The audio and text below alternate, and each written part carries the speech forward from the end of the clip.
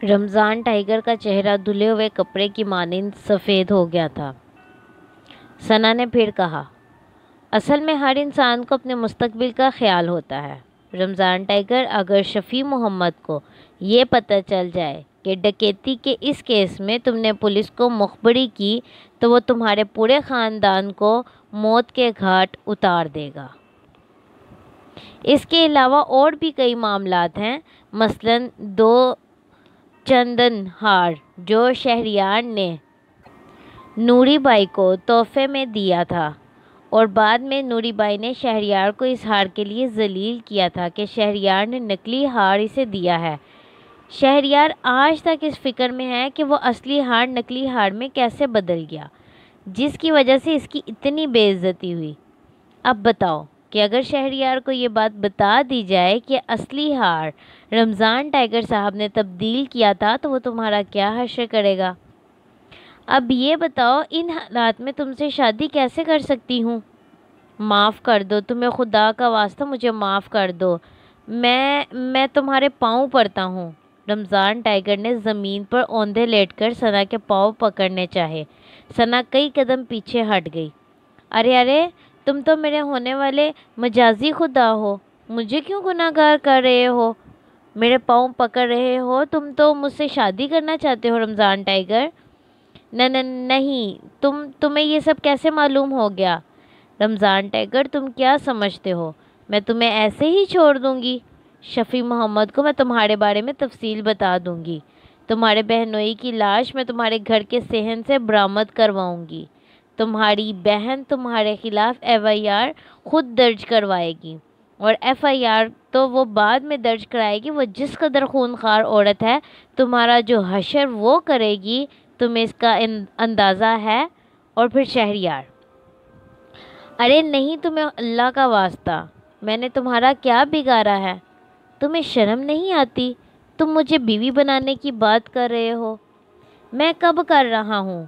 وہ تو تم نے شہریار کو بہلا پھسلا کر کہہ دیا ہے، بلکہ اس کو برا بھلا بھی کہا، اس لیے وہ تم سے بدلہ لینے پر تل گیا ہے۔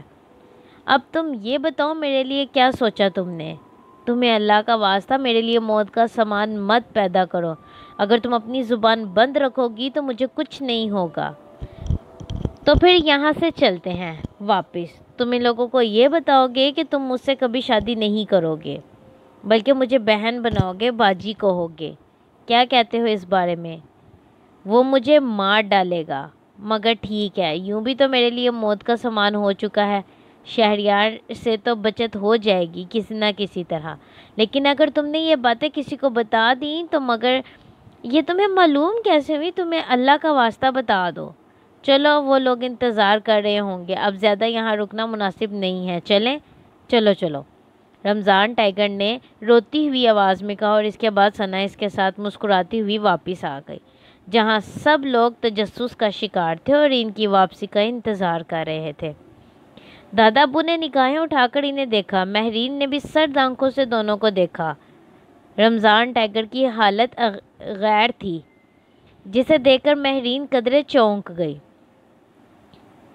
رمضان ٹائیگر نے شہریار کے سامنے ہاتھ جوڑ کر کہا، شہریار جی، میں اس لڑکی سے شادی نہیں کروں گا، میں نے اسے بہن کہہ دیا ہے، باجی ہے یہ میری۔ باجی جان، مجھے معاف کر دو، میرے دل میں ایسی کوئی بات نہیں آ سکتی۔ رمضان، شہریار کی گرائی ہوئی آواز آئی۔ ارے چھوڑو شہریار بھائی، نکالتے ہو مجھے نوکری سے تو نکال دو، مگر ایک بھائی بہن کے ساتھ شادی نہیں کر سکتا۔ لعنت ہے تم پر۔ بس شہریار، بس کافی ہے، دادا ابو نے کہا، اور شہریار غصے سے پھنکارتا ہوا باہر نکل گیا۔ رمضان بھی اس کے پیچھے چلا گیا تھا۔ باقی تمام لوگ حیران نگاہوں سے پہلے دروازے کو دیکھتے رہے اور پھر ان کی نگاہیں ثنا پر آ گئیں۔ فراز نے کہا، ثنا صاحبہ، میں نے آج تک آپ سے کبھی بات نہیں کی، لیکن خدارا اپنی اس جادوگری کے بارے میں ہمیں بھی کچھ بتا دیجئے، آپ سب کچھ کر سکتی ہیں۔ کمال کی بات ہے دادا ابو، آپ نے دیکھا کہ ہریالے صاحب کس طرح دم دبا کر بھاگ گئے؟ شہریار صاحب نے ثنا صاحبہ کو ان کے حوالے کرنے کے بارے میں بات کی تھی آپ سے اور دباؤ ڈالا تھا، اور آج دادا ابو نے مسکراتی نگاہوں سے ثنا کو دیکھا اور بولے، یہ کوئی عام لڑکی نہیں ہے، نہ جانے کیوں میرا دل کہتا ہے ہماری پھوٹی تقدیر بدلنے کے لیے اللہ تعالیٰ نے اسے ہمارے درمیان بھیجا ہے۔ ثنا مسکرا دی، پھر بولی، دادا ابو، آپ لوگوں نے جس طرح میرے ساتھ محبت کا سلوک کیا ہے، جس طرح مجھے اپنے درمیان جگہ دی ہے، اس کے صلے میں تو مجھے اپنی جان تک آپ کے لیے دے دینی چاہیے۔ اتنے اچھے لوگ اس دنیا میں کہاں ہیں؟ لیکن بہرحال آپ کی محبت میرے لیے بہت بڑا مقام رکھتی ہے۔ بیٹے، ہماری کالی تقدیر نے ہمیں اس طرح ذلیل و خوار کر دیا ہے، ورنہ میں تمہیں بتاتا کہ محبت کیا چیز ہوتی ہے اور ہم کس طرح کے لوگ ہیں۔ دادا ابو، سب ٹھیک ہو جائے گا، اللہ پر بھروسہ رکھیں۔ پھر شہریار نے اپنی برہمی کا اظہار اسی دن کر ڈالا۔ وہ یوسف علی خان سے ملا۔ اس وقت بھی اتفاق سے ثنا یوسف علی خان کے پاس ہی موجود تھی اور یوسف علی خان فراز سے بات کر رہے تھے۔ شہریار کو اس طرح آتا دیکھ کر وہ سب محتاط ہو گئے۔ دادا ابو، معافی چاہتا ہوں، کل یا پرسوں تک واپسی کا ارادہ ہے، لیکن میں نے ایک اور فیصلہ کیا ہے اور اس بات کا خواہش مند ہوں کہ آپ اس پر عمل کر ڈالیں۔ ہاں، کیا شہریار؟ دادا ابو، فخر الدین نے مجھے فون پر ہدایت کی ہے کہ حویلی 2 یا 3 دن کے اندر خالی ہو جانی چاہیے۔ میری اس سے کافی تلخ کلامی ہو گئی۔ میں نے اس سے کہا کہ اگر میں اس گھر کا داماد بن جاتا ہوں تو پھر حویلی پر کسی کی بری نگاہ نہیں اٹھنی چاہیے۔ تو اس نے کہا کہ دادا ابو تمہیں صرف میٹھی گولیاں کھلا رہے ہیں اور تمہاری شادی کسی قیمت پر مہرین سے نہیں کریں گے۔ ارے واہ، یہ فخر الدین تو تم سے زیادہ ہی ذہین نکلا، بڑا ذہین آدمی نکلا بھائی۔ دادا ابو نے چہکتے ہوئے لہجے میں کہا، مذاق نہیں کر رہا دادا ابو، کل مغرب کی نماز کے بعد میرا نکاح مہرین سے ہو جانا چاہیے تاکہ رات کو میں اسے اطلاع دوں کہ مہرین میری بیوی بن چکی ہے اور اب حویلی کا خیال وہ دل سے نکال دے۔ اچھا، اگر ایسا نہ ہو سکا تو؟ دادا ابو نے سوال کیا۔ تو پھر 2 صورتیں ہیں، میرا قرض واپس کر دیجئے گا یا پھر حویلی خالی کر کے جانا پڑے گا، اس کے بعد میں مہرین کا خیال دل سے نکال دوں گا۔ تو پھر تم ہمیں 1 ہفتے کی مہلت دے دو، حویلی اس طرح تو خالی نہیں ہو سکتی۔ اب اگر تم ہمارے خلاف کوئی دعویٰ دائر کرو گے تو اس میں بھی تمہیں کچھ دن تو لگ ہی جائیں گے۔ مقدمے بازی کرنے کی بجائے ہمیں 1 ہفتے کی مہلت دے دو، ہم کوئی دوسرا انتظام کر کے وہاں منتقل ہو جائیں گے۔ باقی جہاں تک مہرین اور تمہارے نکاح کا معاملہ ہے تو بیٹے، میں تم سے معافی چاہتا ہوں، میں تمہیں اپنے گھر کے کتے سے زیادہ اہمیت نہیں دیتا، بس اتنی ہی اہمیت ہے تمہاری۔ دادا ابو، شہریار ہے میرا نام، پہلے کچھ اور تھا، دادا ابو نے پرمزہ لہجے میں کہا۔ اب سے جو کچھ مجھے کہا ہے بلکہ آپ نے جو کچھ مجھے کہا ہے اس کی بہت بڑی قیمت چکانی پڑے گی آپ کو۔ یار، حویلی دے دیتے ہیں تمہیں، کیوں مرے جا رہے ہو؟ نہیں دادا ابو، بات صرف حویلی تک نہیں رہے گی، حویلی تو خیر آپ کو خالی کرنا ہی ہوگی، لیکن آپ نے جو الفاظ ان سب کے سامنے کہے ہیں اس کی قیمت الگ ہوگی۔ چلو پھر دیکھ لیں گے، اس سلسلے میں بھی سودا کر لیں گے، یوسف علی خان نے کہا اور شہریار باہر نکل گیا۔ ہاں بھائی فراز، اب تم بتاؤ بیٹے کہ جب ہم ایک لاش مسافر بن جائیں گے تو تمہارا رویہ ہمارے ساتھ کیسا ہوگا؟ دادا ابو، اچانک آپ نے یہ سوال مجھ سے کیوں کیا؟ اس سے پہلے تو آپ نے کبھی ایسی کوئی بات نہیں کی۔ یار دیکھو، پورا خاندان بھرا پڑا ہے ہمارا یہاں اس حویلی میں۔ ویسے خدا کا فضل ہے کہ تھوڑے بہت حالات ان لوگوں کے علم میں بھی آ چکے ہیں اور سب بوریا بستر باندھے بیٹھے ہوئے ہیں کہ جب ہمیں دھکے مار کر اس حویلی سے نکال باہر کیا جائے گا تو وہ لوگ اس سے پہلے ہی اپنا بوریا بستر سمیٹ کر یہاں سے نکل کھڑے ہوں گے۔ میں نے یہ بات ان کے کانوں میں ڈال دی ہے، ان میں سے ہمارا کوئی مددگار نہیں ہے۔ جب ہنستے ہوئے چلے جائیں گے یہ سب لوگ بہت خوش ہوں گے۔ اب ہمیں سہاروں کی ضرورت تو ہوگی نا، تم یہ بتاؤ کہ تم ہمارے لیے کیا کر سکتے ہو؟ دادا ابو، میں زندگی کی آخری سانس تک آپ کا ساتھ دوں گا۔ اگر ہماری تقدیر میں سڑکوں پر آنا ہے تو اس سڑک پر آپ اکیلے نہیں ہوں گے، فراز آپ کے ساتھ ہوگا۔ باقی جہاں تک معاملہ ان تمام باتوں کا ہے تو ہمیں ایک دم سے تو یہاں سے کوئی نہیں نکال سکے گا، ہم کوئی نہ کوئی بندوبست کر لیں گے، کسی بھی جگہ منتقل ہو جائیں گے۔ جزاک اللہ، بڑا سہارا ملا بیٹے آپ کی ان باتوں سے۔ ثنا اب تم ہمارے ساتھ ہی رہو گی، اب کوئی ایسا مسئلہ نہیں ہے۔ ارے بڑا مزہ آئے گا، زندگی میں تبدیلی بڑی دلچسپ چیز ہوتی ہے، دیکھتے ہیں کہ باہر کی دنیا کیسی ہے۔ فراز بیٹے بڑا دل بڑھایا ہے تم نے، ہم نہیں جانتے تھے کہ اس کے صلے میں ہم تمہیں کیا دیں گے۔ خیر چھوڑو، ویسے ایک بات پر بڑا دکھ ہوتا ہے، وہ یہ کہ ہمارے پاس اتنا بڑا خزانہ موجود تھا، کاش بزرگ اس سلسلے میں کوئی ٹھوس قدم اٹھا لیتے، کوئی ایسی دستاویز جو عملی شکل میں سامنے ہوتی۔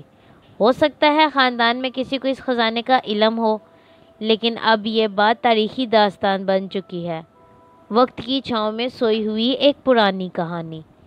ثنا کچھ دیر تک خاموش رہی، وہ اپنی جگہ سے اٹھی اور اس نے کمرے کے دروازے کی چٹکی بلکہ کنڈی لگا لی۔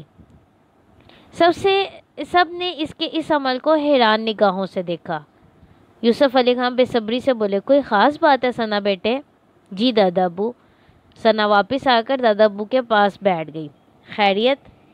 دادا ابو، کسی خزانے کی داستان دوسری بار میرے سامنے آئی ہے، کیا آپ بتا سکتے ہیں کہ اس خزانے کی تاریخ کیا ہے؟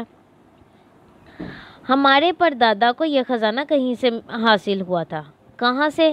تمہارے پوچھنے کا انداز بہت عجیب ہے، تم کیا کہنا چاہتی ہو؟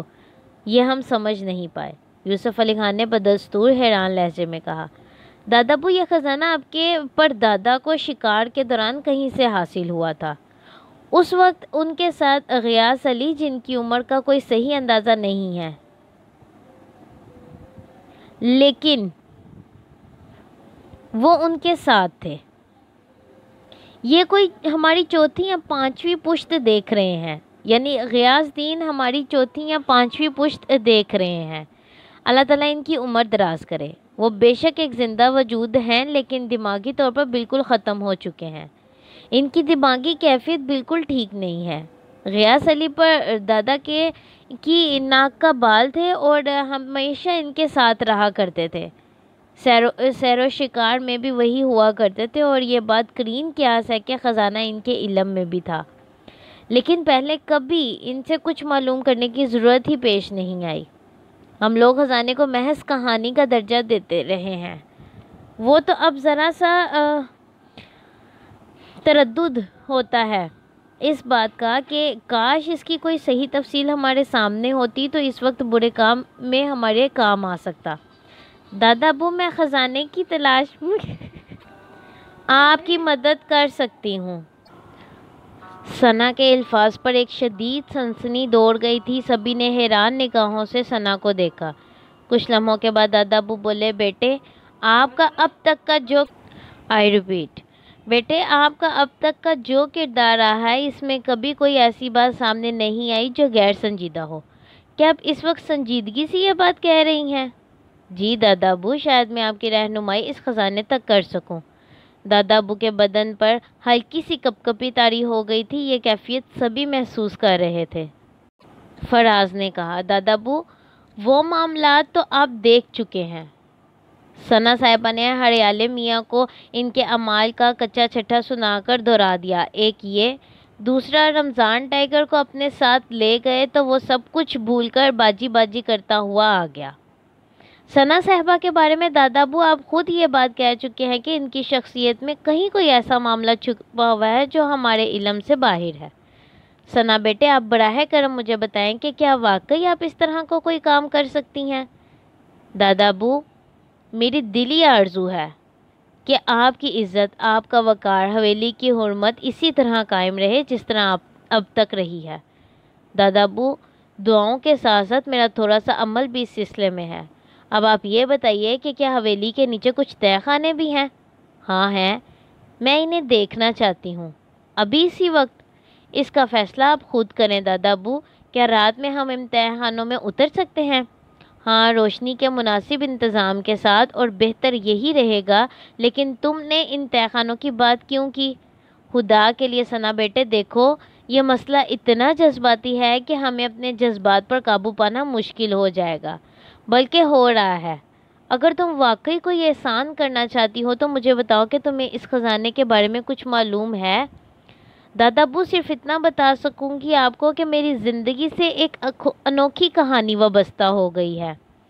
ایک پراسرار اجنبی نے مجھے سچے خوابوں کا تحفہ دیا ہے۔ میں جو خواب دیکھتی ہوں دادا ابو، وہ سچے ثابت ہوتے ہیں۔ میں اگر کسی کے ماضی کے بارے میں جاننا چاہتی ہوں تو مجھے اس کا علم اپنے خواب میں ہو جاتا ہے۔ دادا ابو، آپ سے کچھ چھپانا بیکار ہے۔ آپ یوں سمجھ لیجئے کہ ان خوابوں کی وجہ سے ایک ایسا شخص میری جان کا لاگو ہو گیا ہے جو چاہتا ہے کہ میں اس کے دشمنوں کے بارے میں خواب دیکھ کر اس کی حقیقت ان کو بتاؤں اور وہ اس سے فائدہ اٹھائے۔ میں نے اس شخص کی بات ماننے سے انکار کر دیا تو وہ مجھے نقصان پہنچانے کے در پہ ہے۔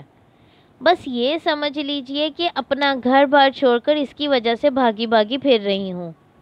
میں نے بحالت مجبوری ہریالے کے بارے میں اسے ذہن میں رکھ کر خواب دیکھا اور اس کا کچا چٹا شہریار صاحب کے سامنے بیان کر دیا۔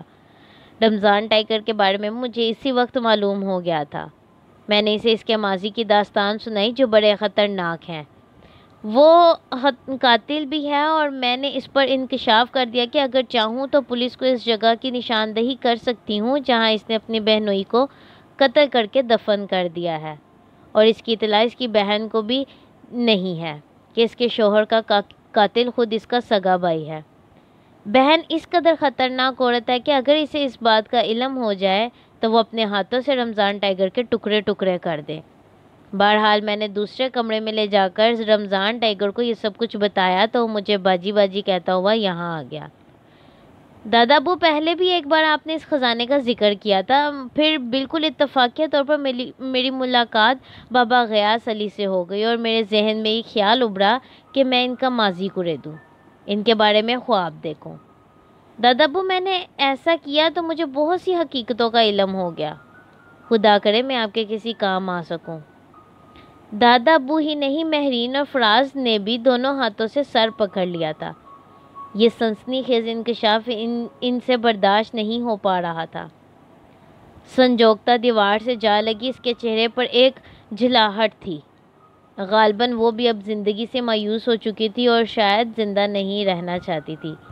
بھوگناتھ اور مخراج اس کے سامنے آ گئے، پھر انہوں نے کچھ منتر پڑھنا شروع کر دیا۔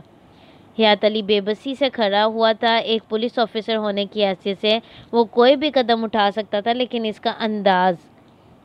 کا اندازہ اس سے بخوبی ہو گیا تھا کہ کچھ نہیں ہو سکے گا۔ یہ غیر حقیقی زندگی تھی اور ان واقعات کا اسے کوئی تجربہ نہیں تھا۔ پھر اس نے ایک بہت ہی عجیب و غریب منظر دیکھا۔ اس نے دیکھا کہ سنجوگتا کے جسم سے ایک ہیولا سا علیحدہ ہو گیا۔ یہ ہیولا چمکدار لکیروں کی شکل میں سنجوگتا کے بدن کی آؤٹ لائن تھی۔ وہ سنجوگتا کے جسم سے نکل کر تھوڑے فاصلے پر جا کھڑا ہوا۔ ادھر بھوگناتھ اور مخراج کے جسم ڈھلتے جا رہے تھے۔ پھر وہ دونوں زمین پر ڈھیر ہو گئے اور اچانک ہی دیوار سے لگی سنجوگتا کے منہ سے بھوگناتھ کی آواز نکلی، دیکھا تو نے، ہمارا عمل مکمل ہو چکا ہے، اب ہم اس کے شریر میں ہیں۔ مخراج، بتا اسے۔ ہاں، اب سنجوگتا کے شریر میں ہم دونوں ہی ہیں، تم دونوں جو اب میں سنجوگتا کے حلق سے مخراج کی بلکہ جواب میں سنجوگتا کے حلق سے مخراج کی آواز میں کہکے برآمد ہو رہے تھے۔ اور یہ سسوری، بھوگناتھ نے سنجوگتا کی آؤٹ لائن کی طرف اشارہ کر کے کہا، اب یہ آتما ہے۔ جب تک ہم اس کا شریر اسے واپس نہیں کریں گے یہ اسی طرح آتما کی شکل میں بھٹکتی رہے گی۔ ہاں، لیکن بڑی غلطی کر ڈالی تم نے بھوگناتھ، مہاراج بڑی غلطی ہو گئی تم سے۔ مخراج جی، بتاؤ کیسے؟ خود سنجوگتا ہی کے چہرے کے تاثرات میں پریشانی کی ایک لہر نمودار ہوئی، لیکن اسی وقت اچانک سنجوگتا کے بدن کی آؤٹ لائن آگے بڑھی، اس کے ہاتھ سے اس جسم کو گریبان سے پکڑا اور اتنی تیزی سے پکڑ کر آگے بڑھی کہ رک نہ سکی، اور دوسرے لمحے حیات علی نے ایک سنسنی خیز منظر دیکھا۔ سنجوگتا نے ان دونوں کو اس جلتی ہوئی آگ میں دھکیل دیا تھا اور آگ سے ان کی دھاڑیں بلند ہو رہی تھیں۔ سنجوگتا کا اپنا بدن شعلے پکڑ چکا تھا اور اس میں سے ان دونوں کے چیخو پکار کی آوازیں اٹھ رہی تھیں۔ आग इस कदर शदीद थी कि देखते ही देखते संजोक्ता का बदन को कोयले की में तब्दील हो गया। लेकिन संजोक्ता ने वहीं पर बस नहीं की थी। इसने हयात अली से कहा, तुम मेरी मदद करो, इन दोनों के जिस्मों को भी घसीटकर आग में डाल दो, जल्दी करो, कहीं अपने किसी जादुई अमल से वो दोनों दोबारा अपने जिस्मों में वापस ना आ जाए। हयात अली के बदन में भी बिजलियां भर गई थी। इसने फ़ौरन ही इन दोनों के बेजान जिस्मों को उठाकर इस आग में झोंक दिया था। गोश्त जलने की बदबू फिज़ा में उठ रही थी। आग से चिरांद के साथ धुआं उठ रहा था और देखते ही देखते आग ने इन तीनों जिस्मों को अपनी शक्ल, बल्कि अपनी जैसी शक्ल में तब्दील कर लिया। हयात अली खौफ बड़ी निगाहों से इस जादू नगरी के खेल को देख रहा था। कुछ लम्हों के बाद धुआं और बदबू भी ख़त्म हो गई। संजोक्ता की आवाज़ उभरी, चलो, खेल ख़त्म हो गया। भगवान जिसके भाग में जो कुछ लिखता है वही होता है। हमारे तो माता पिता ही हमारे बेरी हो गए थे, किसी और से क्या दुखड़ा। ये दोनों ख़त्म हो गए संजोक्ता। हाँ, पापी नरखी थे, नरक में गए। अब तुम्हारा क्या होगा संजोक्ता? होगा, जो होना था वो तो हो चुका है। मतलब देखा नहीं तुमने, हमने अपना शरीर भी तुम पर वार दिया, भस्म हो गए हम। गोया तुम अब अपने बदन में नहीं आ सकती। कौन से बदन में? कौन से बदन की बात कर रहे हो तुम? ओह, हयात अली ने दर्द भरे लहजे में कहा, तुमने मेरे लिए अपनी जान दे दी। अच्छा ही किया, और क्या करती? मट्टी के इस ढेर का जिसे पूछने वाला कोई नहीं था। चलो, कहानी ख़त्म हुई, आओ यहाँ से चलें। अब यहाँ क्या करोगे? चलो आओ, संजोक्ता ने कहा, और इसके बाद इसके बदन की चमकदार लकीर ने एक सिमत इख्तियार की। हयात अली के कदम इसके पीछे पीछे उठ रहे थे। वो बड़ी शदीद सनसनी महसूस कर रहा था। ये जो कुछ हो रहा था वो बस एक ख्वाब जैसी कैफियत में था। जीती जागती ज़िंदगी में इस तरह के खेल नहीं होते। जिस रास्ते से वो यहाँ तक पहुँचे थे, इसी रास्ते से वापसी हुई और आखिरकार संजोक्ता इसे लिए हुए ऊपर पहुँच गई। बाहर की फ़िज़ा जू की तू थी। संजोक्ता ह्योले की शक्ल में मौजूद थी। हयात अली ने कहा, संजोक्ता, मैं तो यहाँ से चला जाऊँगा, मुझे बताओ कि मैं तुम्हारे लिए क्या करूँ? जवाब में संजोक्ता की हंसी सुनाई दी। फिर इसने कहा, बड़े अजीब हो गए हैं हम भी। तुमने भटकती आत्माओं के बारे में सुना होगा। हयात बाबू, आत्माएं इसी से भटकती हैं जब इनके जीवन में इन्हें कुछ ना मिला हो। हमारे मन में आरज़ू तो यही थी कि हम भी संसार में इंसानों की तरह रहें, इंसानों की तरह जिए। हमारे मन में भी प्रेम सा उमड़ आया था। ये अलग बात है कि हमारा प्रेमी कोई नहीं था, पर मनुष्य के मन में आरज़ुएं तो होती हैं। हमें दुख इस बात का है कि माता पिता ने अपने कर्म के लिए हमें अपने आप से जुदा कर दिया। इसके बाद हम तरसते ही रहे जीवन में किसी ऐसे संसार के लिए। और अब एक बड़े दुख की बात यह हुई कि शरीर तो हमने अपना भस्म कर दिया, बलि दे दी, हमने अपनी भेंट दे दी, पर हमें चिता भी ना मिली। चिता मिली भी तो ऐसी आग भरी कि जिसमें हमारी आत्मा को भी शांति नहीं मिली। अब भटकते रहेंगे, पता नहीं कब तक। हम नहीं जानते कि हमारा अंतिम संस्कार क्या होगा। हयात अली की आंखों में आंसू आ गए।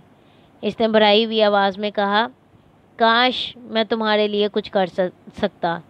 संजोक्ता, मैंने तुमसे कहा था कि अगर यहाँ से निकलने का मौका मिल गया तो मैं तुम्हें एक सच्चा भाई बनकर दिखाऊंगा। छोड़ो, तुम हमें बताओ हम तुम्हारे लिए क्या करें। संजोक्ता, अब तो मायूसियों के सिवा मेरी ज़िंदगी में और क्या रह गया है। बस यूँ समझ लो, एक लड़की से मोहब्बत की थी मैंने। एक छोटी सी गलती ने उसे मुसीबतों में फंसा दिया और पता नहीं कहाँ चली गई वो।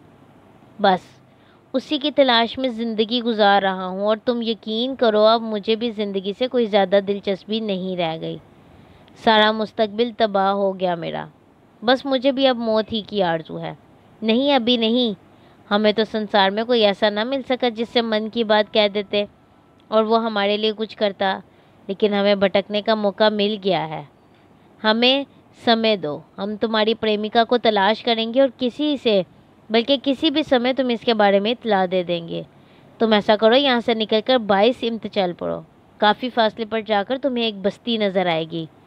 बस्ती में अपने लिए जगह बना लेना और हमारा इंतज़ार करना। हम तुम्हारी प्रेमिका को तलाश करके तुम्हें इसके बारे में खबर देंगे। हयात अली ने ममनून निगाहों से इस नज़र आने वाली लकीरी ह्योले को देखा और खामोशी से गर्दन झुका ली। कुछ देर तक वो इसी तरह आंखें बंद किए गर्दन झुकाए खड़ा रहा। इसके दिल में वाकई संजोगता के लिए गम का तासुर था। फिर इसने एक ठंडी सांस भरकर गर्दन उठाई और बोला, संजोगता, मैं। लेकिन वो चमकदार ह्योला अब इसके सामने नहीं था। इसने इधर उधर निगाहें दौड़ाई, फिर दूर दूर तक देखा। बहुत ज़्यादा फासले पर वो ह्योला चला जा रहा था। एक भटकती हुई रूह का ये खेल भी शायद ही किसी ने अपनी ज़िंदगी में देखा हो। संजोगता इसके लिए फिर से चल पड़ी थी। जो रास्ता वो बता गई थी, हयात अली इस रास्ते पर चल पड़ा। तकरीबन 5 या 6 घंटे इसने ये सफ़र किया और फिर इसे एक बस्ती के आसार नज़र आने लगे।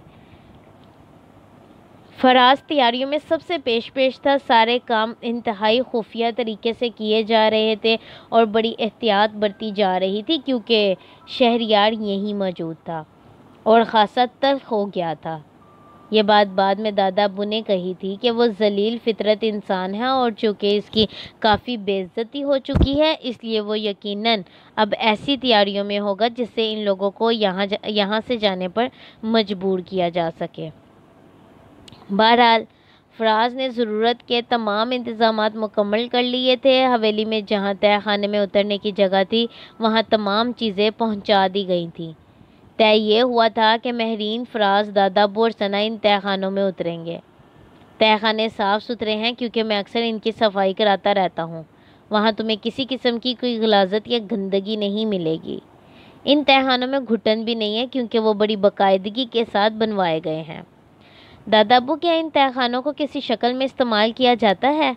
नहीं बेटे, ऐसी कोई बात नहीं है। ठीक है। सना खामोश हो गई। 12 बजे जब पूरी हवेली में गहरा सन्नाटा तारी हो गया तो वो अंदर ही अंदर राहदारियों को अबूर करते हुए एक दरवाजे तक पहुंच गए, जो एक बंद कमरे का दरवाज़ा था। इसके बराबर ही 3-4 कमरे और भी थे। ये कमरे हमेशा बंद पड़े रहा करते थे। इनमें बड़े मोटे ताले लटके हुआ करते थे। जिस कमरे के दरवाजे पर वो पहुंचे, इस पर भी एक बड़ा सा ताला लटका हुआ था। फराज ने एक लंबी चाबी से इस दरवाजे के ताले को खोला। सना का दिल भी धड़क रहा था। ख्वाब में इसने जो कुछ देखा था वो इसे अपनी याददाश्त में ला रही थी। कमरे के अंदर रोशनी हो गई। एक पीला सा मलगजा बल्ब रोशन था और इसकी रोशनी इस कमरे को मुकम्मल रोशन करने में नाकाम हो रही थी। लेकिन फिर भी वो दरवाज़ा नुमाया था जिसमें एक और ताला पड़ा हुआ था। दरवाजे के ऊपर एक पर्दा भी था जो दीवारों के रंग का था और सिर्फ एक निगाह देखे जाने पर वो पर्दा दीवारों से अलग महसूस होता था। इस पर्दे के पास पहुंचकर फराज ने एक और चाबी से इस ताले को खोला। फिर सना से बोला, सना साहिबा, अंदर रोशनी कर रहा हूं मैं, लेकिन दरवाजे के फ़ौरन बाद सीढ़ियां शुरू हो जाती हैं। ये 11 सीढ़ियां हैं। आगे मैं चल रहा हूँ, मेरे पीछे आप आ जाएं। आपके पीछे महरीन और दादा अब्बू उतरेंगे। वो लोग एक एक कदम नीचे उतरते रहे। सना सीढ़ियां गिन रही थी। इसके दिल की धड़कनें काफ़ी तेज़ हो चुकी थीं। बाकी लोग भी शदीद सनसनी का शिकार थे। 11वीं सीढ़ी से नीचे उतरकर फराज ने रोशनी की। यहाँ तय खाने में भी रोशनी का इंतज़ाम किया गया था। अलबत्ता यहाँ मध्यम रोशनी के बल्ब लगाए गए थे जिनके बारे में दादा अब्बू ने कहा था, क्योंकि इन तय खानों को हमसे सफाई सुथराई के लिए इस्तेमाल करते रहे हैं और ये कम दिन की रोशनी में भी होता रहा है, इसलिए यहाँ कभी तेज़ रोशनी का बंदोबस्त नहीं किया गया। मैं अभी तेज़ रोशनी किए देता हूँ, फराज ने कहा। ख़ास किस्म की चार्जिंग लाइट वो अपने साथ लेकर आया था जिनमें बीम लगी हुई थी, और जैसे ही इसने लाइट का बटन दबाया तहखानों में दिन निकल आया। दादा अब्बू ने पुरमुसरत लहजे में कहा, फराज के सुपुर्द जो काम किया जाता है वो इसे बड़ी मेहनत के साथ करता है। वैसे सना बेटे, हम लोग तुम्हारे ख्वाब की रोशनी में तहखानों का जायज़ा ले लेते हैं। अगर हमें वो जगह मिल गई जहाँ ख़जाना है तो फिर हम दिन की रोशनी में दोबारा यहाँ आएंगे। ठीक है दादा अब्बू, जैसा आप पसंद करें, सना ने कहा। देखो, इस तहखाने के 5 कमरे हैं, हम यहाँ से आगाज़ करते हैं, दादा अब्बू ने कहा। और सना अपनी तमाम तर यादाश्तों को मुज्तमा करके तहखाने के इन कमरों का जायज़ा लेने लगी। اس نے بھرپور طریقے سے اپنے خوابوں کی روشنی میں ان 5 کمروں کا جائزہ لیا، ایک ایک دیوار کو ٹٹول کر دیکھا، لیکن وہ جگہ اسے نظر نہیں آئی جہاں اس نے وہ تہہ خانے کی دیوار دیکھی تھی۔ وہ 5 کمروں میں کئی بار گئی، اس کے چہرے پر مایوسی ابھرنے لگی۔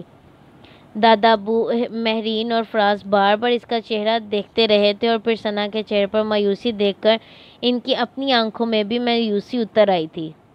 ثنا تھکی تھکی نظر آنے لگی تو دادا ابو نے کہا، نہیں بیٹے، کوئی بات نہیں۔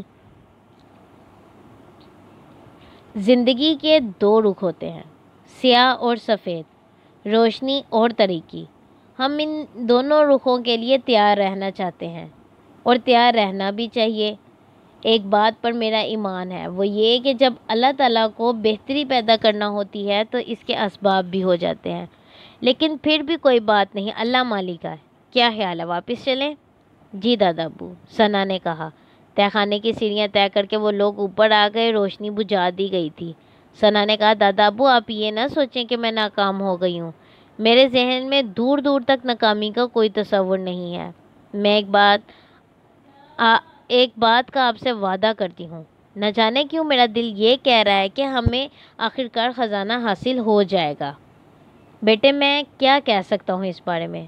دادا ابو، یہاں حویلی کے ایک حصے میں ایک باولی تھی جس میں پانی بھرا رہتا تھا۔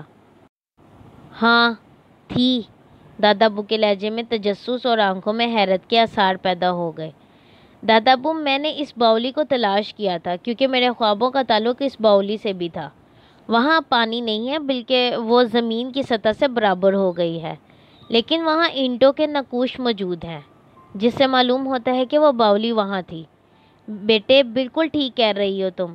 دادا ابو، ہم اس خزانے تک پہنچیں گے اور لازمی طور پر پہنچیں گے۔ اب آپ صرف یہ سوچیں کہ اس جگہ ہمیں تھوڑی سی کھدائی کرنی ہے۔ اس کے لیے ہمیں کیا کرنا ہوگا؟ وہاں سے کیا کوئی ایسا راستہ دریافت ہو سکتا ہے جو خزانے تک جاتا ہو؟ 100% دریافت ہو سکتا ہے، نہ ہونے کا سوال ہی نہیں پیدا ہوتا، ثنا نے نہ جانے کیوں پورے اعتماد سے کہا تھا۔ سب لوگ سوچ میں ڈوب گئے۔ پھر فراز نے کہا، ایک کام کرتا ہوں، وقت تو لگے گا 1 دن کا، لیکن ہم اس طرح کا اظہار کرتے ہیں کہ جیسے اس باولی کی اینٹیں نکلوا کر ہم اسے دوبارہ صحیح کرنا چاہتے ہیں اور پھر پانی بھروانا چاہتے ہیں۔ ہاں ٹھیک ہے، ہم اس کے چاروں طرف کناتے لگا دیں گے اور اس کے بعد کھدائی کی جائے گی۔ مزدور میں لے کے آؤں گا کہیں اور سے، یہاں ہم اپنے پاس یا آس پاس سے اپنے ہاں کے کوئی مزدور نہیں لیں گے، کسی دور جگہ سے لے کر آؤں گا میں، اور پھر اگر ہمیں کچھ نقوش مل گئے تو ٹھیک ہے، ورنہ جو ہوگا دیکھا جائے گا۔ مناسب، دادا ابو نے کہا۔ اسی رات انہوں نے چند افراد کے سامنے اس باولی کو دوبارہ بنوانے کا اظہار کیا اور کہا کہ اس باولی کو دوبارہ بنوا کر وہ اپنے آباء و اجداد کو خوش کرنا چاہتے ہیں۔ کوئی ایسی قابل توجہ بات نہیں تھی۔ فراز نے انتظامات شروع کر دیے۔ پہلے باولی کے گرد کناتیں لگا دی گئیں، پھر بڑے سادہ سے انداز میں فراز نے مزدوروں کو وہاں کھدائی کے لیے لگا دیا۔ حالانکہ ہر شخص متجسس تھا اور باولی کے گرد موجود رہنا چاہتا تھا، لیکن احتیاطاً اس طرف سے بے توجہی برتی گئی تھی تاکہ کسی کو یہ احساس نہ ہو کہ اچانک ہی باولی کی جانب ان کی توجہ کیوں ہو گئی، خاص طور پر اس شکل میں جبکہ شہریار بھی وہیں موجود تھا اور اس وقت بہت بری طرح خار کھائے ہوئے تھا۔ اپنے طور پر شاید وہ کچھ کاروائیاں بھی کر رہا تھا تاکہ دادا ابو پر دباؤ ڈالا جا سکے۔ اس کے اندازے سے شدید تپش کا احساس ہو رہا تھا، وہ کھانے پر بھی ان کے ساتھ شریک نہیں ہوا تھا۔ بہرحال اس کی کوئی خاص پرواہ نہیں کی گئی، اب صرف فراز کی اطلاع دینے کا انتظار تھا۔ ادھر فراز جو مہرین سے محبت بھی کرتا تھا اور اس سے زیادہ ان لوگوں کا وفادار تھا، پورے تجسس اور دلچسپی کے ساتھ باہر سے لائے ہوئے مزدوروں سے کام کروا رہا تھا۔ وہ ان کناتوں کے اندر مزدوروں کے ساتھ موجود تھا۔ زیادہ کھدائی نہیں کرنی پڑی تھی اور مزدوروں کو ایک بڑا ڈھکن نظر آیا جو غالباً بہت ہی مضبوط سیمنٹ کا بنا ہوا تھا۔ مزدوروں نے صفائی کرنے کے بعد کہا، سر جی یہ تو کوئی ایسی جگہ ہے جسے بند کیا گیا ہے، کیا ہم اسے توڑ دیں؟ پتہ نہیں کیا ہے، مالکوں کو ہی اس کے بارے میں معلوم ہوگا۔ ایسا کرو، کام بند کر دو، اگر مالکوں سے بات کرنے کے بعد مجھے تمہاری ضرورت ہوئی تو میں تمہیں دوبارہ بلا لوں گا۔ لو یہ اپنے پیسے لو اور یہ رہا میری طرف سے تمہارا انعام۔ مزدوروں کو ان کے اصل معاوضے سے 4 گنا زیادہ انعام ملا تو ان کے چہرے خوشی سے کھل اٹھے۔ ہماری جب بھی ضرورت ہو صاحب جی آپ ہمیں بلوا لیں. تم ایک کام ضرور کر دو، وہ یہ کہ اس گھول ڈھکن کے چاروں طرف اتنی کھدائی کر دو کہ جب ہم اسے اٹھانا چاہیں تو یہ اٹھ جائے. صاحب جی ہم اسے اٹھا دیتے ہیں، آپ دیکھ لیں. ڈھکن کا قطر کوئی 4 فٹ کے قریب تھا. 4 فٹ کے دائرے کے اس ڈھکن کے کنارے خالی کیے گئے اور مزدوروں نے کدال کی مدد سے اسے اٹھایا تو ڈھکن بآسانی اٹھ گیا. حالانکہ نہ جانے کتنے سال سے وہ اسی طرح جمع ہوا تھا، لیکن غالباً یہ بھی کوئی طریقہ کار تھا کہ ڈھکن آسانی سے اٹھ جائے. ڈھکن کے نیچے ایک طرح خلا موجود تھا. نہیں، اب یہ تو مالکان ہی بتا سکیں گے کہ آگے کیا کرنا ہے، فراز نے دھڑکتے دل سے کہا اور اس کے بعد مزدوروں کو حویلی سے باہر رخصت کر کے واپس آ گیا. کناتیں اٹھا کر وہ اندر پہنچا. اس نے ڈھکن کے کنارے ہلکی ہلکی مٹی لگا دی. اس کا چہرہ تجسس سے سرخ ہو رہا تھا. ثنا کی پیشگوئی بالکل درست نکلی تھی. یہ جگہ بےحد پراسرار تھی اور اس کی تعمیر کے بارے میں صاف اندازہ ہو چکا تھا کہ سمٹ کے اس ڈھکن سے اس سرنگ کا منہ بند کر دیا گیا ہے جس میں داخلے کا راستہ تھا، اور اس میں پانی بھر دیا گیا تھا تاکہ کسی کو اس طرف سے شبہ نہ ہو سکے. بہت ہی مہارت سے کام کیا گیا تھا. بہرحال اب یہ اطلاع دادا ابو کو دینی تھی. چنانچہ بڑی احتیاط کے ساتھ اطلاع دادا ابو تک پہنچ گئی اور پورا گروپ شدید سنسنی کا شکار ہو گیا. دادا ابو تو بیچارے ایک طرح سے بیمار سے ہو گئے تھے. ثنا، مہرین اور فراز انہیں دلاسے دے رہے تھے. بھئی اتنی کچی طبیعت کا انسان نہیں ہوں میں، لیکن جس طرح میری عزت داؤ پر لگی ہے اور جس طرح وہ کمبخت ہمیں بلیک میل کر رہا ہے، اس سے میرے اندر بس تھوڑی سی ہیجانی کیفیت پیدا ہو گئی ہے. کاش اللہ تعالیٰ ہماری مدد کرے. پھر اب کیا خیال ہے فراز؟ دادا ابو، رات ہی کا وقت مناسب رہے گا. کسی کی توجہ اس طرف نہیں ہو سکتی. ابھی تک مزدوروں کو میں نے رخصت کر دیا ہے. ہم انتظامات کر لیں گے، ذرا احتیاط کے ساتھ جانا پڑے گا. بہرحال فراز ایک بہترین منتظم تھا. اس نے بہت ہی عمدگی کے ساتھ تیاریاں کی.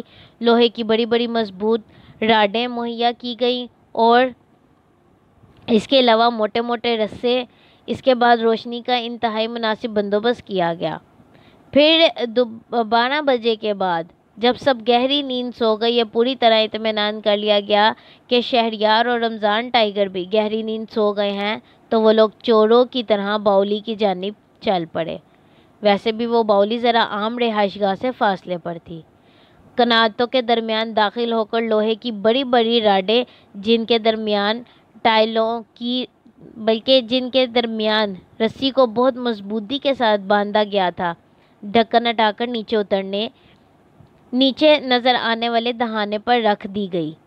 اور پھر سب سے پہلے ان رسیوں کے ذریعے نیچے اترنے والا فراز ہی تھا، جس نے روشنی اپنی کمر سے باندھی ہوئی تھی اور اس طریق سرنگ میں اتر آتا تھا. دہانے سے ڈھکن ہٹا کر تھوڑی دیر کے لیے چھوڑ دیا گیا تھا تاکہ اندر کی گیس باہر نکل جائے. ویسے وہاں گیس تھی نہیں، لیکن کوئی 4-5 گز نیچے اترنے کے بعد فراز کے پاؤں نیچے زمین سے جا ٹکے اور اس نے کہا، میری بائیں سمت ایسا ہی ایک سرنگ نما دروازہ ہے، میں اس میں جا رہا ہوں، آپ محتاط رہیے. خدا نہ کرے مجھے کوئی خطرہ درپیش ہو تو میں رسا ہلا کر آپ کو اطلاع دوں گا. میں رسا پکڑے بیٹھا ہوا ہوں بیٹے، تم ہلاؤ گے تو مجھے اندازہ ہو جائے گا اور ہم تمہیں اوپر کھینچ لیں گے. دادا ابو نے کہا اور بیٹھ کر رسا پکڑ لیا. دادا ابو سنبھل کر، آپ نیچے نہ گر جائے. مہرین بولی. نہیں بیٹے، اب میں اتنا کمزور بھی نہیں ہوں، دادا ابو نے کہا اور اس کے بعد انتظار کرنے لگے. فراز اس دوسرے سوراخ سے اندر داخل ہو گیا. اسے حیرت تھی کہ یہ سوراخ اتنے شفاف تھے کہ ان میں کوئی خرابی پیدا نہیں ہوئی تھی. نہ مٹی کے ڈھیر اتر رہے تھے اور نہ ہی سمٹ میں کہیں کوئی جگہ تھی. ظاہر ہے زمانہ قدیم کی کاریگری تھی. اس دوسری سرنگ کا اختتام ایک بڑے سے کمرے پر ہوا اور فراز نے ساتھ لائی ہوئی روشنی میں اس کمرے کے اندر رکھے ہوئے 2 بڑے بڑے صندوق دیکھے، جنہیں دیکھ کر فراز کے بدن پر کپ کپی سی طاری ہو گئی. صندوقوں میں تالے لگے ہوئے تھے. فراز نے ساتھ لائی ہوئی کدال سے ایک صندوق کا تالا کھولا اور اس کے بعد اس کا ڈھکن اٹھایا. لیکن جب ڈھکن کھلا تو یہ روشنی جسے وہ ساتھ لایا تھا، وہ جو بہت تیز تھی، ماند پڑ گئی. صندوق انتہائی اعلیٰ درجے کے قیمتی ہیروں سے بھرا ہوا تھا اور ہیروں کی روشنی نے اس جگہ کو مکمل طور پر روشن کر دیا تھا۔ فراز کی آنکھیں بند ہونے لگی۔ ایک عجیب سا سحر اس پر طاری ہو گیا۔ دوسری جانب، ٹھیک ہے ریاست علی خان، میرا وقت خراب ہے۔ تم سب اس وقت میرے ساتھ جو سلوک کر رہے ہو، مجھے اپنی منزل پر پہنچ جانے دو۔ دیکھ لوں گا، ایک ایک کو بتاؤں گا کہ عدلان سوناری کیا ہے۔ میں دیکھ لوں گا، تم سب کو اچھی طرح دیکھ لوں گا۔ وہ دیوانوں کے سے انداز میں اپنے بال نوچنے لگا اور پھر اس کی آواز ابھری، سولت پور۔ ٹھیک ہے ثنا، اب تو میرا واحد سہارا رہ گئی ہے۔ تو مجھے میری منزل تک پہنچائے گی۔ بے شک وقت خراب ہو گیا میرا، لیکن میں تجھے تلاش کر کے رہوں گا۔ میں جانتا ہوں مجھے کیا کرنا ہے۔ اگر تو مجھے نہ ملی تو پھر میں اپنے مرکز پر جاؤں گا، اپنے ان تمام علوم کو یکجا کروں گا جو میرے پاس موجود ہیں۔